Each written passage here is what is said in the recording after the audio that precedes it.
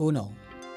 Ipinipresentar kan Radyo DCGB ang kabilugan kan mga baretang kinalap kan pinagsarong puwersa kan News Center asin Mega Force Patrol. DCGB Bareta alas 12. DCGB Bareta alas 12. Mga pinakahuring pangyayari sa Kabikolan, sa nasyon asin ibang parte kan kinaban. Ibabareta na ngunyan. DCGB Bareta alas 12. Ngunyan ang sa inyong tagapagbareta. Marhay na do mga tugang, Miyerkules po ngunyan, petsa 12 sa bulan kan Pebrero 2025. Ini ang bareta alas 12 asin kami ang sinong magiging mga tagapagbareta. Ako po, si Jasmine Balolo. Ako man po si Mardila Daing Iba. Enot sa headlines itong darakulang mga bareta sa lado lokal. Provincial Committee on Kontrabigay sa Albay, nakatala na ilansar sa aga sigon sa Comelec Albay. Probinsya kan Albay mantinidong generally peaceful ngunya na election period sigon sa Albay Police Provincial Office. Coast Guard District Bicol atab na naganda para sa pagruso kan mauruli na sa riyon sa eleksyon asin summer season. Konseho kan Barangay Maroroy, Daraga Albay makikipag-koordinar sa Daraga Municipal Environment and Natural Resources Office para masolusyonan ang mga basura sa spillway na sakop kan barangay. Sa lado nasyonal, 8 kasunduan sa manibaibang kooperasyon pinirmahan kang Pilipinas sa Cambodia. Mga tauhan kan PNP na partisan mahahampang sa kaso sigon kay Chief PNP General Marbil. BIR, may pagirumdum sa mga kandidato ngunya na nagpuna ang kampanya ka mga national candidates asin party list. DOH kinumpirmar na nagiitaas ang mga kaso ng trangkaso sa Japan. Sa ibang nasyon, Canada, siniguro ang pagbalos ninda sa bagong taripa na pigpataw kan Estados Unidos. Baretang Sports, Stephen Curry sa giraray na guminibonin istorya sa NBA sa panggana kan Golden State Warriors kontra Milwaukee Bucks. Yan ang headlines ngunyan sa detalles ka mga bareta enot sa lado lokal. Ang baretang ini hatod sa Indukan. Red Horse Extra Strong, the #1 extra strong beer in the world. Ilalansar sa aga, Pebrero 13, ang Provincial Committee on Kontrabigay sa Probinsya kan Albay. Ini ang inanunsyo ni Commission on Elections o Comelec Albay Provincial Election Supervisor Attorney Maria Aurea Bobunaw kung saan ang komite kumpuesto ka mga personahe sali sa Department of Justice, Provincial Prosecutor's Office, DepEd Albay Schools Division Office, DSWD, Commission on Audit, National Bureau of Investigation asin iba pang organisasyon. Sinabi ni Attorney Bunaw na trabaho kanasabing grupo ang pag-regulate asin pag-monitor sa mga hiro ka mga kandidato sa nasyonal na level kaibanan ng mga nasa party list dahil sa pagpunaman kan sa indang kampanya. Kaibanan sa babantayan ninda ang pagkakaigwan ng presumption of vote buying asin vote selling sa bagi kang pagtaon ng anuman na bagay arog kang pagkondukta ng feeding program, medical mission, ayuda na may presensya kan mga kandidato. Sigong kay Attorney Bunaw, ang sisay na mapapatunayan na nagbayular digdi ang mapapatawan nin magabat na padusa kaibanan na ang pagkakapreso nin 6 na bulan sagkod sa 6 na taon, diskwalifikasyon na magkapot nin public office as hindi na magkakapagpartisipar sa anuman na pilihan sa nasyon. Sisiguron manida na day magagamit ang mga state resources arog ka mga bihikulo asin mga pasilidades kang gobyerno sa peryodo kan kampanya. Ang baretang ini hatod sa Indukan. Artisan Joint Supplement, bumabagal ang galaw dahil sa joint pain at arthritis. Mag-Artisan. Generally peaceful na probinsya kan Albay poon kan election period asin implementasyon kan gun ban. Ini ang assessment ni Albay Police Provincial Office Director Police Colonel Julius Añonuevo. Makalihis na wara sinda ni nairehistrong mga untoward incident sa anuman na munisipyo asin syudad sa probinsya na konektado sa eleksyon. Katakod ka ini naglalaom si Añonuevo na magiging matrangkilo ang pirilian sa Mayo 12 mantang wara naman sa probinsya. Ana sa areas of concern asin an gabos na mga lugar ana sa green category na an gustong sabihon iyo an peaceful. Sinabi ni Añonuevo na malabog naman na maisabay sa red category ang munisipyo kan Libon Albay na dating nasa red category dahil sa wara naman ni na irirehistrong kariribokan sa nasabing lugar. Ang baretang ini hatod sa Indukan. Biogesic for Kids. Now in syrup formula. Di na kailangang i-shake. Kaya buhos agad, inom agad. Direct assault as in malicious mischief ang kakampao na kaso ni alias J, warang trabaho, residente ng barangay Tamauyan, na suspect sa magkakasunod na insidente ng basag kotse sa siyudad ng Legazpi. Ina na impormasyon na itinaon ni Legazpi City Police Station Chief Investigator as in spokesperson Police Chief Master Sergeant Carlos Panya kasubagong alas 1:40 nin aga kan maaktuhan kan duwang nagapatrulyang pulis ang suspitsado sa porsyon kan barangay Orosite na pinasaambintan ang kansarong Toyota Wigo. Kanaputon ka mga otoridad kung siya ang may sadiri kang kotse asin na arestaro na duman iniduwas kan suspect sa iyang matarom asin basta na sanang iwinasiwas ini dahilan para malugadan ang duwang pulis. Sinabi ni Panya na si alias J ang nasa likod ng tulong magkakasunod na insidente nin pagbasa ng kotse sa manlenday na parte kan syudad. Sa ngunya na nasabing suspect nasa kustodiya na kanipatura para sa magkakadigong disposisyon manang ang duwang biktima na suspect o kaya ang biktima kan suspect nagkaparahay naman ngunyan. Ang baretang ini hatod sa Indukan. Ginebra, San Miguel. Kabayani kita sa One Ginebra Nation. Makikipag-koordinar na si Kapitan Robinson Lubiano kan Barangay Maroroy kan Daraga Albay sa Daraga Municipal Environment and Natural Resources Office para masolusyonan ang mga basura sa spillway na sakop kan barangay. Ini ang kasimbaga ni Lubiano sa DCGB News. Makalihis na ipaabot ang concern kan publiko manungod sa tambak na basura sa nasabing lugar. Ipinaliwanag ni Kapitan Lubiano na sa pirming pag-uuran, ipigbubulos ang mga basura hali sa kataraning na barangay sa pagsasabing ang spillway ang konektado sa Sagumayon River asin ang mga awot asin dugi digdi ang nabubutong puon pakan Bagyong Christine dahil sa daiman ini nadedeklag kan lokal na gobyerno. Sinabi ni Lubiano na sa pagkaaram niya, taon-taon may alokasyon in fondo ang LGU para sa deklaging digdi. Sa ibong kaini, pigahalat pa ni Lubiano na maaprobaran ang budget kan sa indang barangay para magbugtak nin mga warning signs na nagbabawal sa pagtapok nin basura sa lugar. Inako man ni Lubiano na wara nin equipment ang barangay para mahali ang mga basura digdi kung kaya makikipag-koordinar siya sa Menro Daraga. Ang baretang ini hatod sa Indukan. Hatid po sa atin ng RightMed dahil gusto ng RightMed na gumaling kayo. Atab mo niya na nagpreparar ang Coast Guard District Bicol sa piglalauman na pagruso ka mga maoruli sa riyon para sa maabot na eleksyon sa Mayo asin ang summer season. Sigong kay Philippine Coast Guard Bicol Commander Commodore Ivan Roldan, sinugo na niya ang nasa 800 na tauhan para sa paghigpit na pagbantay sa mga pantalan lalo na ang mga biyahero na maralaog asin maluwas para siguruho na wala nin makakalusot na mga kontrabando asin iba pang illegal na bagay. Sinabi ni Roldan na nasa 70 sa 80 na mga personalis kada Coast Guard Station ang naka-standby para man sa pagresponde sa anuman na emerhensya kan sitwasyon. Kaya ng padigdian nasa 49 na mga K9 units kasabay ang sedang handlers na well-trained para sa pagparong ni mga explosives o pampasabog sa narcotics o illegal na droga. Ang baretang ini hatod sa Indukan. Noon hanggang ngayon, lamang ka sa malaman. Pinuna na kan Tabaco City Agriculture Office ang distribusyon nin mga saha nin abaka sa mga parahagot sa syudad.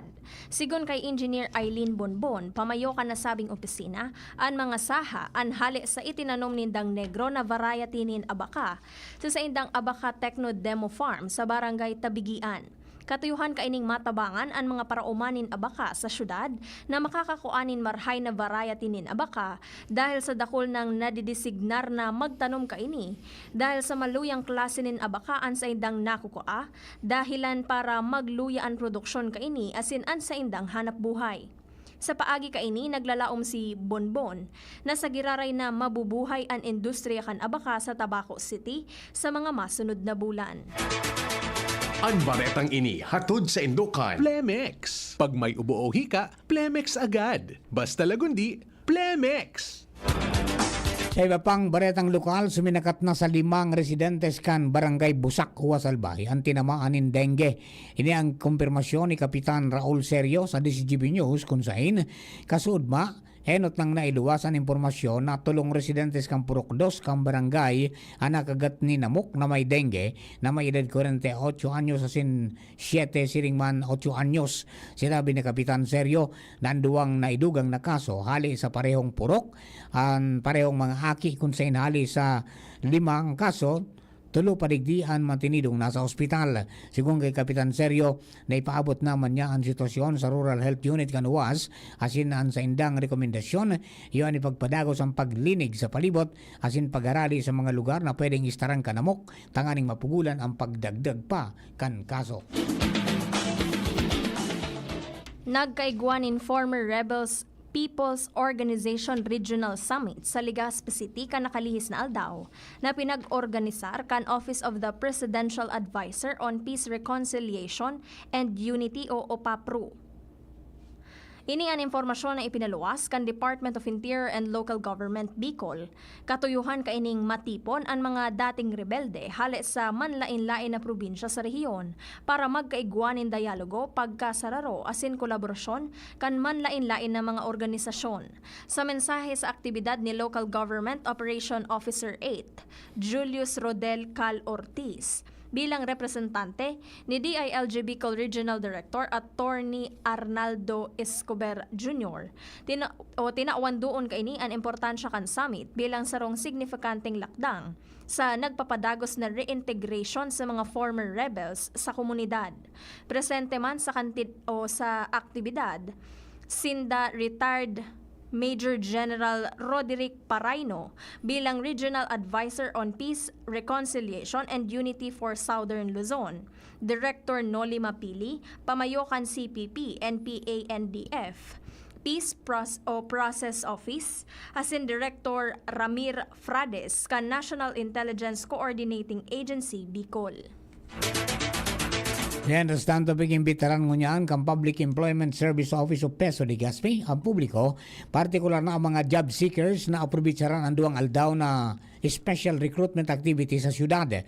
Sa anunsyo na pigpaluwas ni Legazpi Peso Head, Diosdado Rañeses, ang aktibidad ang pinunan ngunyan na aldaw Pebrero 12 sagod sa aga Pebrero 13, 2025 sa saindang opisina sa 3rd floor kan SM City Legazpi.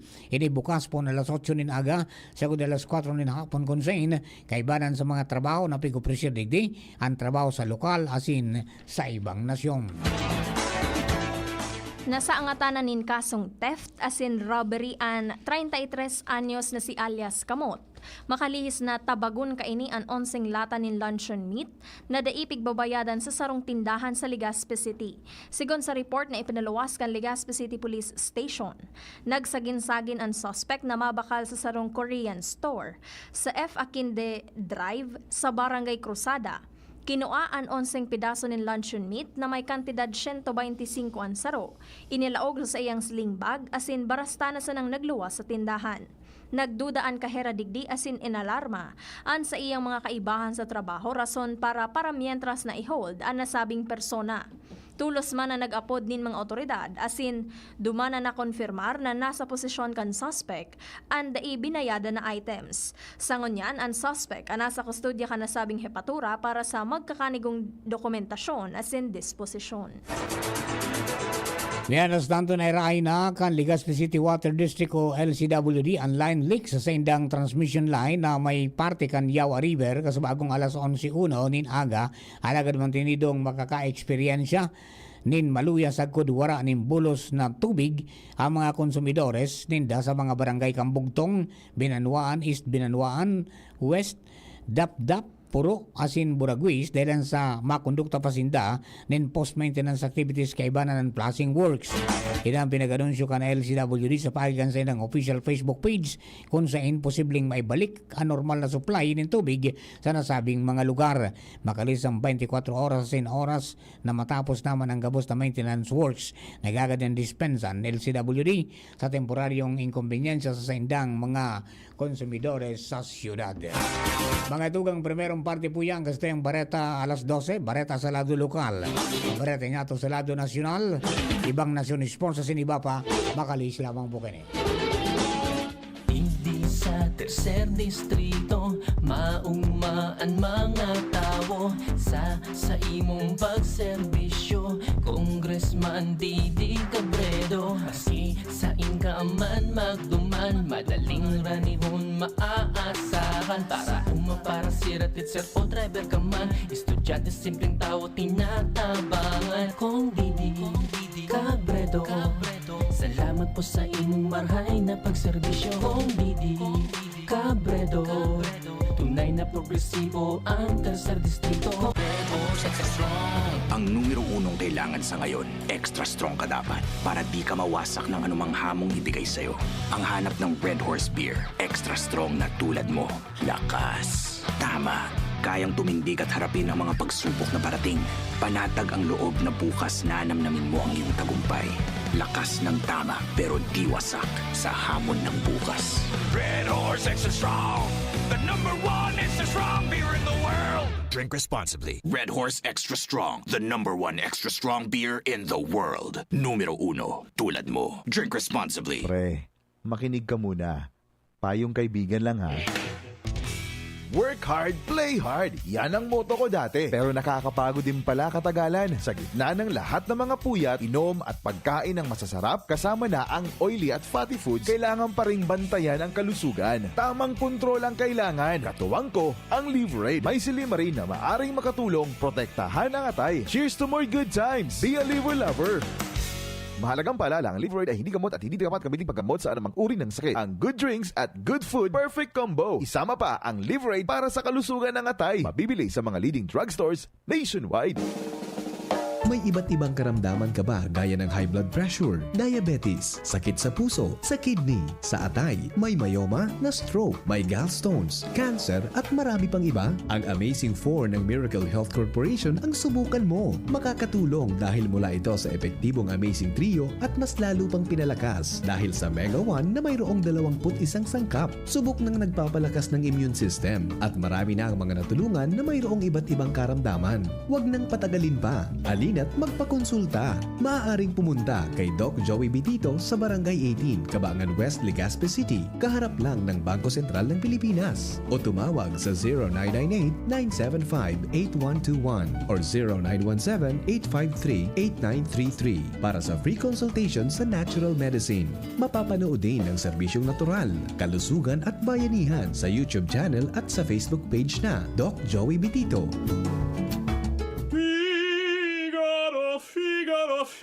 Birit na sana kaso parang may gumagasgas. Ganyan ang ubong may plemang mahirap ilabas. Mag-Plemex Forte Syrup. Gawa sa natural na lagundi. Tinutunaw ang plema. Pinipigil ang ubo. Ramdam ang hagod ng ginhawa. Sing your heart out. Basta lagundi, Plemex. Mabibili ang Plemex Forte Syrup 60ml at 120ml sa mga pangunahing butikan nationwide. Vitex Nagundo L is a generic name of Plemex Forte. If symptoms persist, consult your doctor.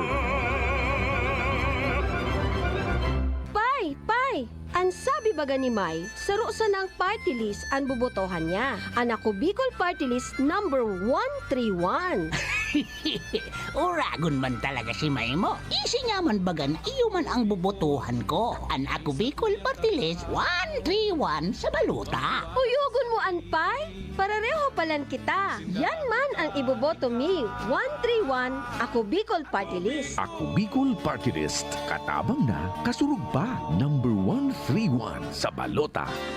Inihahatod sa inyo kang Department of Environment and Natural Resources, Regional Office No. 5, ang programang Kapalibutan Ta at Tamanon Ta. Kapalibutan Ta at Tamanon Ta. Programang magtataunin informasyon asin kaaraman, manangod sa satuyang kapalibutan, asin sa mandato kan Department of Environment and Natural Resources. Sa tunghinanyugon, kada Huwebes alas 11 sagkod alas 12 nin pagkaudto, Kapalibutan Ta at Tamanon Ta. Hatod sa inyo kang DENR Regional Office 5 asin kan istasyon na ini.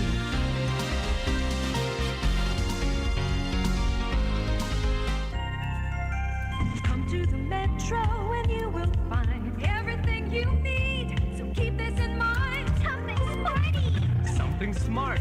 Something homey. That's just the start. Whatever you beat is whatever you style. It's here at the Metro. It'll be worth your while. There's something for you. Something for you. Something for you at the Metro. There's something for you at the Metro.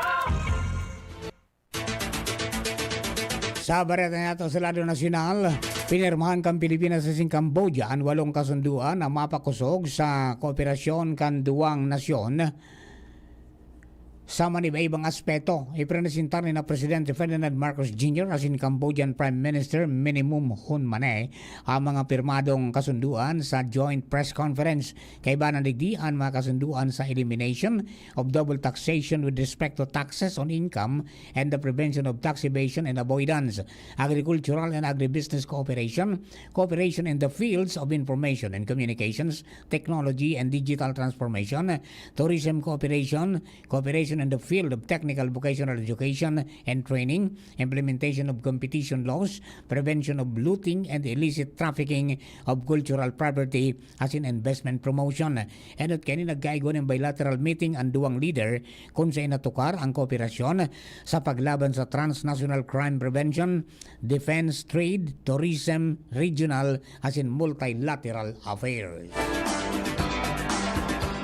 Makusog na ipinag-orden ni Philippine National Police o PNP Chief Police General Romel Francisco Marbil na mahahampang sa kasuan si isay man na aktibong pulis na magiging partisan ngunya na eleksyon. Kasunod inikan pahayag nin suporta kan mga retiradong PNP Academy alumni kay Vice President Sara Duterte maski may kinakaatubang na impeachment. Sinabi ni Marbil na daitutugutan asin susuportahan kan PNP ang si isay man na kandidato dahil igwasindang sinumpaan sa trabaho na pagsisirbihan ninda ang publiko. Ang si isay man na aktibong PNP member na mapatunayan na imbuelto sa partisan political activities, papatawanin padusa sagkod na ini dagos ng matanggal sa trabaho. Nagpagirumdom si Bureau of Internal Revenue o BIR Commissioner Romeo Lumagi Jr. sa mga magkakandidato na dahil paglingawan ang sendang obligasyon sa buwis ngunya na nagpuuna ang campaign period. Sigung kay Commissioner Lumagi, dapat mag-issue ng resibo ang mga kandidato para sa gabos na mararesbing donasyon, campaign materials sa iba pang gastos. Dapat man ining mag-withhold ng tax sa mga supplier sa campaign posters as in advertisement. Anday pagsunod digdi may kukonsiderar na pagsuway sa tax code. Sigumpa kay Lumagi na nakatutok man sinda maging sa tax compliance ka mga social media influencer na ma-endorso ni mga kandidato sa eleksyon. Nagpagirumdom ang Department of Environment and Natural Resources o DENR sa mga kandidato na ipautob ang ligtas as in eco-friendly election campaign. Sigun sa DENR, ipinagbabawal ang pagpako as in pagdukot ng mga campaign material sa mga kahoy. Susog sa Section 18 kan COMELEC Resolution number 10294 Series of 2018 na ipinagbabawal ang pagkabit ng campaign material sa mga kahoy asin iba pang mga lugar apwera sa mga pigdesignar na common poster areas. Sa iraroman kan Section 3 kan Republic Act number 3571, ipinagbabawal ang pagputol, pagraot o pangungulog nin mga kahoy asin iba pang mga pananom na nakatanom sa mga pampublikong lugar. Sigun sa ahensya, ang mga mapapatunayan na nagsuhay papadusahan nin pagkakakulong nin poon anom sagod 12 taon. Pinagirumdom kan ahensya sa gabos ng mga kandidato asin suportadores sa eleksyon na gumamit nin mga eco-friendly na mga materials para sa pangangampanya. Tinawanin doon ni House Assistant Majority Leader as in Party List Representative Jude Asidre na nasimbag na kan Senado sin Kamara de Representantes ang pigka-kwestiyon na blanco sa Bicameral Conference Committee report para sa 2025 National Budget. Ginibo na Asidre ang pahayag kasabay kang pagtaonin doon na daing basihan ang reklamong isinumitir sa Ombudsman kontra kina House Speaker Ferdinand Martin Romualdez, House Majority Leader Manuel Jose Delipe, dating House Appropriations Committee Chairperson Chairperson Elusaldico, Acting Appropriations Chairperson Stella Luz Kimbo, asin mga day pinangaranan na respondents. Pinagirumduman ni Asidre na inaprubaran kan Bicameral Conference Committee and Technical Staff kan Senate Finance Committee asin House Appropriations Committee na itama ang mga sala asin gumibo nin adjustments kung ginakaipuhan. Kung kaya Asidre na inaprubaran man kan Bicameral Conference Committee ang motion na kung igwang pagkakaiba ang komite o committee report as in printed copy kan propesto at mangingibabaw iyo ang printed copy. Tinawanin doon na Asidre na an enrolled bill na pigsumitir as in pinirmahan ni Presidente Ferdinand Marcos Jr. kompleto as in legal. Question man ni Asidre ang think tank o timing kan reklamo as in ang posibleng motibo kan pagsumitir kay ni. Kinumpirmar kan Department of Health o DOH ang sarong advisory kan Philippine Embassy may kinaaraman sa pag-itaas kan kaso nin trangkaso sa Japan. Sigon kay DOH spokesman, Assistant Secretary Albert Domingo, na wala man nin outbreak na pigsasabi sa Japan pero nahiling kan Epidemiology Bureau na nagiitaas ang numero kan malatrangkasong helang o influenza-like illness o illnesses sa Japan. Sinabi kaini na ang mga kaso nin trangkaso sa Japan nag-iitaas po Nobyembre taon 2024 alagad nagpuo na magbaba kan Enero. Hinagad man sa Pilipinong nagbabiyahe sa Japan na mag-ingat, maghugas nin kamot, magsulog nin face mask, takupan ang ngimot kapag nag-aabo, asin magtinir sa indang mga hotel, asin magpakusog kung sinda may abo, sipon, asin heralmenteng panluluya nin lawas. Sa ibang nasyon, siniguro kan Canada na mabalusinda sa pagpapautob ni US President Donald Trump ng taripa sa sindang mga produkto. Sinabi ni Canadian Prime Minister Justin Trudeau na andaan nindang taparan ang taripa na ipinautob ni Trump. Enot kaya ni inanunsyo ni Trump na mapataw ini ng 25% na import tax sa gabos na mga steel as in aluminum products na naglalaog sa Estados Unidos. Pangenot na supplier nin langsang as in aluminum ang Canada sa Estados Unidos, magiging epektibo ang nasabing 25% na taripa sa Marso 12. Dagdag pa ni Trudeau na nasabing pagpataw kan Amerika ni panibagong taripa bako makahustisya sa ngunya ang bigadalan na ninda kung gurano ang taripa na sinang ipapataw man sa Amerika. Baretang sports, sa giraray na guminibo nin istorya si NBA superstar Stephen Curry sa paggana kan Golden State Warriors kontra Milwaukee Bucks sa score na 125-111. Sa nasabing laban, nagkamada si Curry nin 38 big points as in 6 na rebounds. Iniyan ni kaapat na magkakasunod na 30-point game ni Steph. Dahilan digdi, sasabayan ni Curry sinda LeBron James, Michael Jordan as in Karl Malone bilang mga solamente player sa NBA na may edad 36 anyos pa itaas na guminibo nin apat na magkakasunod na 30-point game. Nakapaglaog si Curry nin 12 shots gikan sa 24 shots na binutasan kaini. Anom digdian puro mga 3-pointers. Tinawan si Curry nin 9 na free throw sa kabilugan kan laban asin 8 ana ilaog niya. Dahil sa paggana kan Golden State Warriors, suminakat giraray ini sa above .500 pugol ang kartadang 27-26. Sa tuyang bareta sa Siyensya and Teknolohiya, sarong grupo ni mga grade 12 students kan Manila Science High School ang nakapag-develop ni sarong innovative robot na pigdisenyo para makatabang kada bes na may emerensya sa palibot sa pagi ka na pagharam sa mga salbadong agihan para sa search and rescue operations.